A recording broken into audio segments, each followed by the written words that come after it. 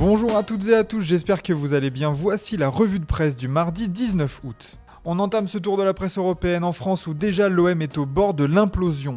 Toujours électrique, titre l'équipe dans son édition du jour. En effet, après la défaite concédée contre Rennes lors de la première journée de Ligue 1, des altercations ont éclaté dans les vestiaires jusqu'à mener à une confrontation physique entre Adrien Rabiot et Jonathan Rowe. L'ailier anglais était même d'ailleurs ciblé par d'autres cadres comme Geronimo Rulli après le match. Point de divergence, titre même le quotidien français dans ses pages intérieures. On n'est généralement pas habitué au calme plat dans la cité phocéenne, mais c'est un début de saison bien mouvementé après un été pourtant excitant.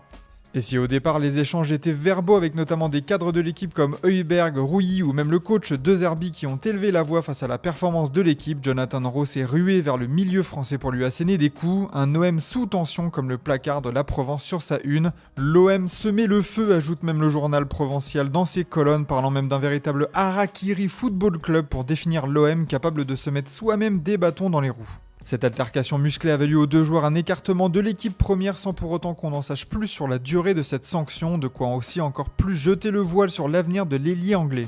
Déjà en instance de départ avant cet incident, Jonathan Rowe devrait voir ailleurs rapidement tandis que Rabiot lui devrait être réintégré avant le match contre le Paris FC ce week-end, un match déjà absolument à gagner pour éviter une crise sportive en plus de ça. Un des grands points de curiosité lors de cette première journée de Ligue 1, c'est ce qu'allait donner la nouvelle plateforme de diffusion Ligue 1+. Ligue 1+ a déjà trouvé la formule, selon le Parisien, le petit bébé de LFP Media a plutôt répondu aux attentes, à part pour les utilisateurs passant par Prime Video. Et surtout un premier bilan comptable qui est très satisfaisant. Interrogé par l'équipe, Nicolas de Taverneau, directeur général de LFP Media, révèle les chiffres du démarrage. Nous sommes déjà à plus de 600 000 abonnés, comme nous pouvons le lire dans les pages intérieures de l'équipe. Un démarrage réussi avec une couverture des matchs vraiment rassurante après les nombreux doutes autour de la production du produit Ligue 1, de quoi peut-être enfin atténuer l'imbroglio autour des droits télé.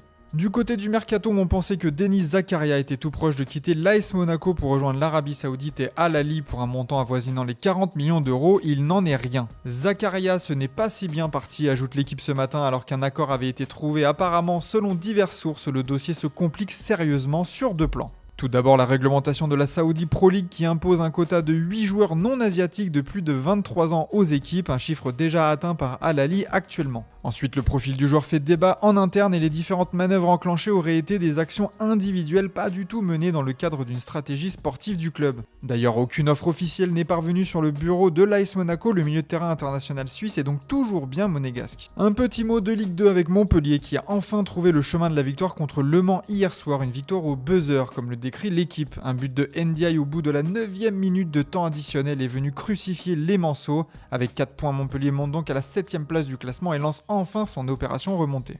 Et enfin, dans les pages intérieures de l'équipe, on fait le point sur un vote spécial, le maillot le plus emblématique de chaque club de Ligue 1. De quoi faire marcher notre mémoire et retomber dans la nostalgie de maillots mythiques comme celui de l'OM 93 ou encore un beau maillot de l'OM époque Benzema. Et vous, quel est votre maillot favori de votre club? Dites-le nous en commentaire.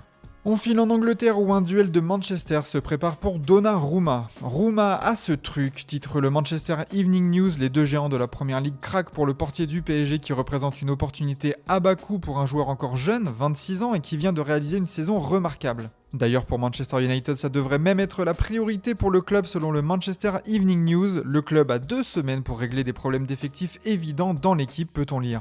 La fébrilité de Bayindir face à Arsenal le week-end dernier a mis en lumière la nécessité d'avoir un gardien de classe pour gagner, surtout avec la performance de David Raya en face, double gagnant du Golden Glove. Et si les Red Devils ont perdu contre Arsenal, il y a des motifs de satisfaction tout de même pour Bruno Fernandes. Ce qui m'a donné de l'espoir, c'est la réaction du public, ajoute le Manchester Evening News.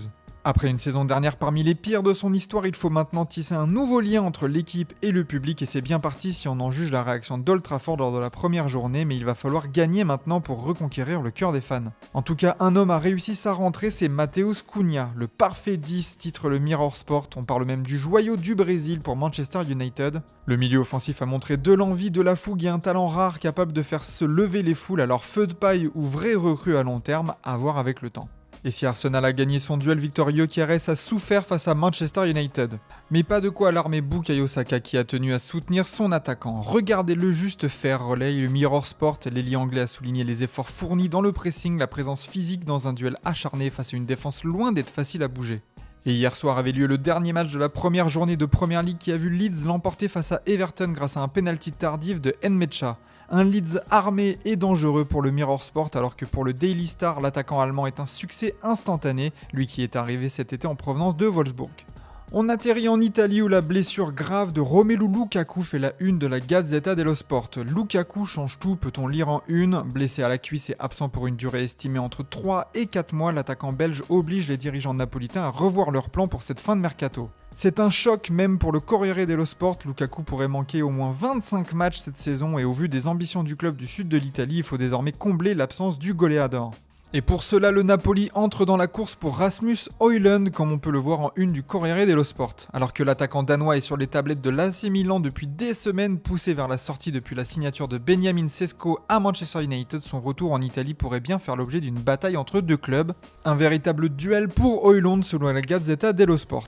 Et même si Lorenzo Luca, acheté cet été, est pour le moment celui qui tient la corde pour être titulaire à la pointe de l'attaque du Napoli face à Sassuolo samedi prochain, Naples pourrait bien dégainer afin d'offrir à Antonio Conte, un buteur aguerri à la Serie A qui a déjà joué à l'Atalanta Bergame avant de s'envoler pour l'Angleterre. Dans les autres dossiers mercato, la Juve aimerait faire un 3 pour le prix de 2. En effet, les ventes de Douglas Luiz et Nico Gonzalez permettraient de faire venir 3 joueurs, Kolo Muani, Nahuel Molina et Edon Zegrova. D'ailleurs, l'ailier semble être un très bon coup selon le Corriere dello Sport, capable de jouer pour 4 et de s'intégrer dans plusieurs schémas tactiques. Enfin, du côté de l'Inter, le dossier Ademola Lookman, c'est terminé. Les négociations avec l'Atalanta Bergame patinent depuis 2 semaines, les Nerazzurri jettent donc l'éponge dans ce dossier. À voir encore comment la situation entre le joueur et son équipe, en froid total, va se dérouler dans les semaines à venir. En Espagne, Marcus Rashford fait part de ses grandes ambitions pour le Barça dans Sport. Le Barça est prêt pour gagner la Ligue des Champions, peut-on voir en une, rien que ça.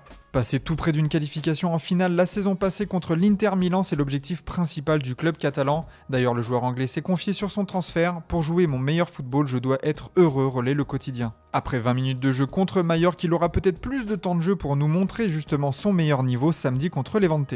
Aussi au niveau du Barça pour Mundo Deportivo, c'est Hansi Flick qui fait la une avec un plan clair pour remporter la Liga, imposer un rythme effréné aux autres équipes dès le début afin de prendre ses distances rapidement. Et pour cela, il compte sur un avantage que le Barça a sur ses concurrents, la fraîcheur physique. N'ayant pas joué la Coupe du Monde des clubs au contraire des 2 clubs de Madrid, le Barça va réussir son début de saison pour prendre de l'avance et ainsi pouvoir mieux gérer son calendrier. Il devra cependant faire face à un choix qu'on n'avait pas forcément vu venir en début de saison, qui de Fermín López ou de Dani Olmo jouera en 10. Ce matin, Mundo Deportivo nous donne des détails sur ce duel pour un poste décisif dans l'équipe avec la possibilité même de voir Rafinha voler la place si Rashford joue sur l'aile gauche de l'attaque. Au Real Madrid, c'est enfin la rentrée. Les grands débuts pour Marca, le Real de Xabi Alonso va enfin pouvoir montrer ce qu'il vaut en Espagne après une Coupe du Monde des clubs mi-figue, mi-raisin.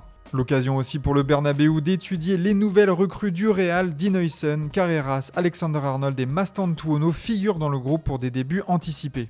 Un maître du jeu pour une nouvelle ère s'enflamme Marca. Xabi Alonso a fait les beaux jours du milieu du Real Madrid dans les années 2010. On en attend beaucoup pour redonner vie à une équipe qui en manquait la saison dernière. Et d'ailleurs, cette saison, c'est aussi celle de Mbappé, devant un exercice rempli de défis selon AS. Une saison à rallonge avec la Coupe du Monde 2026 dans le viseur. D'ailleurs, l'équipe parle aussi de cette saison 2 pleine d'ambition. Réalité augmentée pour l'attaquant français qui doit maintenant faire ses stats tout en gagnant. Allez, on termine cette revue de presse au Portugal avec la victoire du FC Porto face à Gil Vicente hier soir. Nouveau dragon, titre record. Cette deuxième victoire en 2 matchs a porté le signe d'une recrue, Victor Froholt. Bienvenue dans le monde enchanté de Froholt, titre Abola, un tout-terrain qui évite même les buts pour Record. Une victoire en bleu vif qui confirme que l'équipe de Francesco Farioli est à prendre très au sérieux cette saison. Du côté du Sporting, Abola l'annonce, un contrat de 5 ans attend Yeremay. La pépite du Deportivo La Corogne, suivie de près par le Sporting depuis des semaines, devrait atterrir au Portugal dans les prochains jours. Un transfert record pour le club comme nous vous en parlions dans une précédente revue de presse. D'ailleurs au Sporting, bonne nouvelle, Trincao a dit non à l'intérêt de Jorge Jesus et d'Al Nasser. L'ailier portugais était convoité par son compatriote, entraîneur du club saoudien qui a déjà ramené Joao Félix cet été mais pas de transfert à venir pour lui.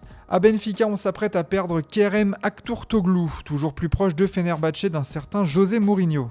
D'ailleurs, Ojogo souligne que le coach portugais adore faire des affaires avec le club qui l'a lancé en 2000 et a déjà donné plus de 140 millions d'euros au club lisboète sur le marché des transferts, avec notamment le transfert de Lindelof à Manchester United pour 35 millions d'euros ou celui d'Angel Di Maria au Real Madrid pour 33 millions d'euros. Voilà pour cette revue de presse, merci de votre fidélité, on se retrouve en fin d'après-midi pour le JT Foot Mercato.